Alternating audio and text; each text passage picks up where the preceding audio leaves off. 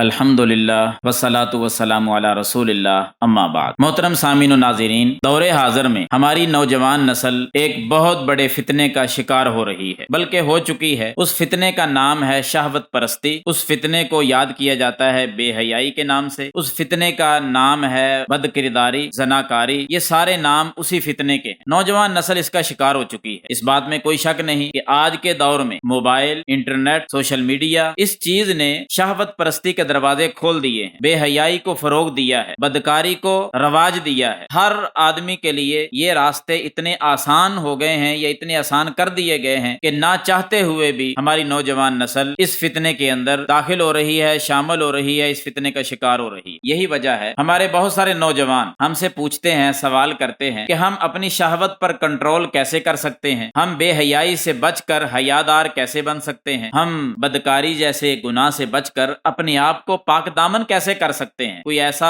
اسلامی نقطہ ہمیں بتلایا جائے، کوئی ایسا عمل بتلایا جائے کہ ہم کنٹرول کریں اپنی شہوت پر۔ تو نوٹ کریں، میرا آج کا پیغام ایسے ہی نوجوانوں کے لیے ہے کہ جو اپنی شہوت پر کنٹرول کرنا چاہتے ہیں، جو بے حیائی سے بچنا چاہتے ہیں، عریانی فحاشی سے اپنے آپ کو محفوظ کرنا چاہتے ہیں، تو وہ نوٹ کر لیں۔ کیا ہے؟ میں 5 عمل ذکر کرتا ہوں قرآن و حدیث کی روشنی میں، آپ کے سوال کے سارے جواب اس کے اندر آ جائیں۔ سب سے پہلا عمل، اگر بے حیائی سے بچنا چاہتے ہیں، اگر اپنی شہوت پر کنٹرول چاہتے ہیں، بد کرداری سے بچنا چاہتے ہیں، زناکاری سے بچنا چاہتے ہیں، پاک دامن ہونا چاہتے ہیں، تو پہلا عمل نوٹ کریں، اس کا نام ہے 5 وقت کی نماز کی پابندی کرنا۔ اور یہ بات اللہ نے قرآن میں بیان فرمائی ہے۔ اللہ فرماتے ہیں واقیم الصلاۃ، لوگوں نماز پڑھو، نماز کی پابندی کرو، ان الصلاۃ تنہا عن الفحشاء والمنکر، کیونکہ یقین کر لو کہ جو نماز ہے نا، یہی ایسا عمل ہے کہ جو انسان کو بے حیائی سے روکتا ہے۔ نماز ہی انسان کو برائی سے روکتی ہے۔ نماز انسان کو بے حیائی اور برائی یعنی شہوت پرستی اور یہ ساری برائیاں جو ہیں، ان سے نماز انسان کو روک دے۔ تو نماز پڑھیں، شہوت پر کنٹرول ہوگا، بے حیائی پر کنٹرول ہوگا، پاک دامن بن جائیں گے۔ دوسرا عمل اسی کے ساتھ ہے، وہ بھی نوٹ کر لیں، اس کا نام ہے نماز کے ساتھ ساتھ اللہ کا ذکر کرنا۔ اللہ کا ذکر بھی ایک خاص ذکر میں آپ کو بتاتا ہوں، ان کلمات کو پڑھا کرو۔ اگر چاہتے ہو نا کہ ہم کنٹرول کریں اپنے آپ پر، اپنے نفس کو اپنے قابو میں رکھیں، گناہوں کی طرف مائل نہ ہونے دیں، تو پھر آنے والے جو برے خیالات ہیں، وسوسے ہیں، یہ شیطان کی طرف سے ہیں، سارے گناہ شیطان کی طرف سے ہیں۔ تو پھر شیطان کو قابو کرو، وہ غلبہ نہ پائے بلکہ ہم اس پر غالب آئیں۔ وہ کیسے؟ اللہ کا ذکر کریں، ایک کلمہ ہے اس کو کثرت سے پڑھا کریں، بلکہ 100 مرتبہ پڑھا کریں، ایک دن میں 8-7 منٹ لگیں گے، وہ کلمہ پڑھا کریں۔ صحیح البخاری میں حدیث ہے، رسول اللہ صلی اللہ علیہ وسلم نے فرمایا کہ میرا جو امتی ان کلمات کو 100 مرتبہ پڑھے گا۔ کون سے کلمات؟ لا الہ الا اللہ وحدہ لا شریک لہ، لہ الملک ولہ الحمد وہو علی کل شیء قدیر۔ یہ کلمہ جو بندہ 100 مرتبہ پڑھتا ہے، میرے محبوب صلی اللہ علیہ وسلم فرماتے ہیں کہ وہ بندہ شام تک شیطان سے محفوظ ہو جاتا ہے۔ برے خیال نہیں آئیں گے، گندے وسوسے اور خیالات نہیں آئیں گے، جن کو عملی جامہ پہناتے ہوئے انسان بے حیائیوں کی وادیوں کے اندر جا گرتا ہے، برائی جیسا عمل سرزد ہو جاتا ہے، شہوت پر کنٹرول نہیں رہتا۔ تو آئیں اس ذکر کو کریں اور اپنے آپ کو قابو میں رکھیں اور ہر قسم کے گناہ سے محفوظ ہو جائیں۔ تیسرا عمل نوٹ کریں، اگر چاہتے ہو کہ بے حیائی سے ہم بچ جائیں، نبی صلی اللہ علیہ وسلم کی حدیث کی روشنی میں ذکر کر رہا ہوں، یہ حدیث بھی صحیح بخاری میں۔ نوجوانوں،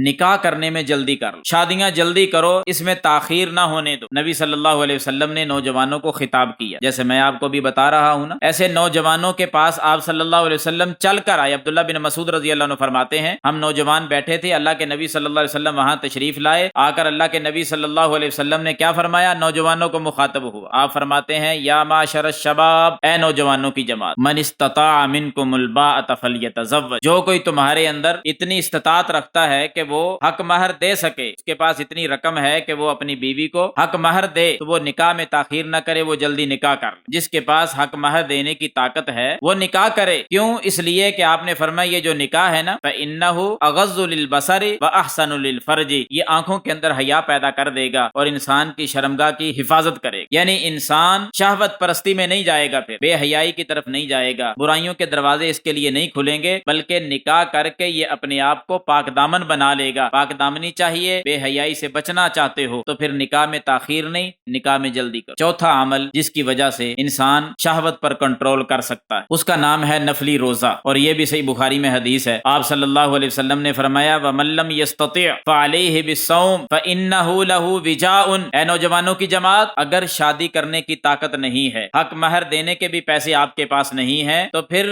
انسان ہے نوجوان ہے، اس کے اندر شہوت بھی ہے، فطری تقاضے بھی ہیں سارے، کنٹرول کیسے ہوگا؟ فرمایا نفلی روزے رکھو، نفلی روزہ سوموار کا رکھو، جمعرات کا رکھو، ہفتے میں کم از کم 2 روزے رکھ لو، 1 روزہ رکھ لو، مہینے میں 3 روزے رکھو، نفلی روزے تم رکھو گے، اس نفلی روزے کی وجہ سے اللہ رب العالمین تمہاری شہوت کو کچل دے گا۔ یہ روزہ شہوت کو ختم کر دیتا ہے، انسان برائیوں کی طرف پھر نہیں جاتا۔ کنٹرول چاہیے تو نفلی روزے رکھا کرو۔ 5واں اور آخری عمل نوٹ کر لیں، اگر شہوت پرستی پر کنٹرول چاہتے ہیں، بے حیائی سے بچنا چاہتے ہیں، پاک دامن بننا چاہتے ہیں تو نوٹ کریں، 5واں اور آخری عمل یہ ہے کہ اپنی تنہائی کو پاک کرو۔ جب تنہائی میں جاتے ہیں نا، اکیلے ہوتے ہیں، تنہائیوں کے اندر پھر برائیاں نہ ہوں، تنہائی کے اندر بے حیائی نہ ہو، تنہائی کے اندر مزید شہوت کو بھڑکانا یہ نہ ہو، تنہائی کے اندر انسان کسی قسم کا گناہ نہ کرے بلکہ تنہائی پاک ہو جائے۔ بالخصوص یہ موبائل کا دور ہے، موبائل کے اندر آپ جانتے ہیں کہ کیا کیا کچھ ہم نے رکھا ہوا ہوتا ہے۔ ہمارے نوجوان کیا دیکھتے ہیں موبائلوں پر، کتنی دیر دیکھتے ہیں، پھر تنہائی میں جا کر سارا کچھ ہو رہا ہے۔ ہر